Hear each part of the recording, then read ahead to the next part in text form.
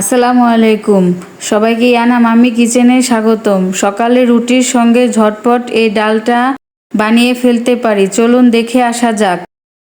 প্রথমে ডালগুলো সিদ্ধ করে নিতে হবে। ডালগুলোর মধ্যে আমি টেস্টের জন্য কয়েকটা আলু দিয়েছি, কাঁচামরিচ দিয়ে নিচ্ছি, অল্প একটু লবণ দিয়ে দিচ্ছি যাতে তাড়াতাড়ি ডালটা সিদ্ধ হয়ে যায়। আমি প্রেসার কুকারে সিদ্ধ করে নিচ্ছি, আপনারা চাইলে কড়াইতেও করে নিতে পারেন। একটা প্যানে পরিমাণ মতো তেল দিয়ে নিয়েছি, তার মধ্যে কয়েকটা তেজপাতা দিয়ে দিচ্ছি। প্রথমে পেঁয়াজটাকে ভালোভাবে ব্রাউন করে ভেজে নিতে হবে।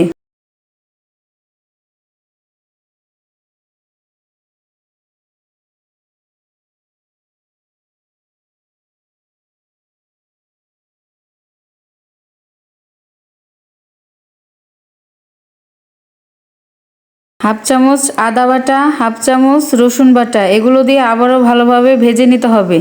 আদা রসুনের কাঁচা স্মেলটা চলে যায়।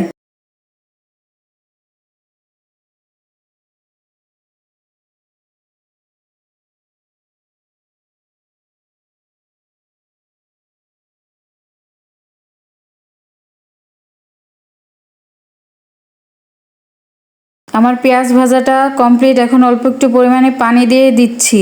এখন এর মধ্যে কিছু শুকনা গুঁড়া অ্যাড করছি। হাফ চামচ মরিচের গুঁড়া, জিরা গুঁড়া, ধনিয়া গুঁড়া আর হাফ চামচ হলুদের গুঁড়া।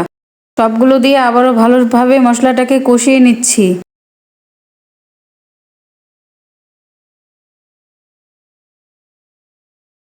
মশলাটা কষানো কমপ্লিট। এখন এর মধ্যে সিদ্ধ করে রাখা ডালটা অ্যাড করছি।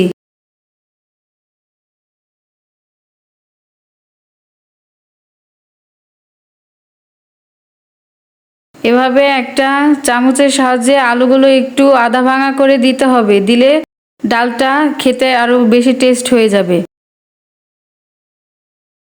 কয়েকটা গরম মশলা অ্যাড করছি। এভাবে 5 থেকে 6 মিনিট রান্না করলেই ডালটা কমপ্লিট হয়ে যাবে।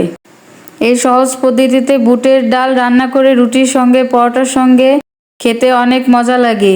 এতে অনেক পুষ্টি গুণও থাকে। স্বাস্থ্যকর একটা বাসায় রান্নার ডালের রেসিপি। সবাই ফলো করে পাশে থাকবেন, ইনশাল্লাহ আরও ভালো ভালো রেসিপি দেখতে পারবেন।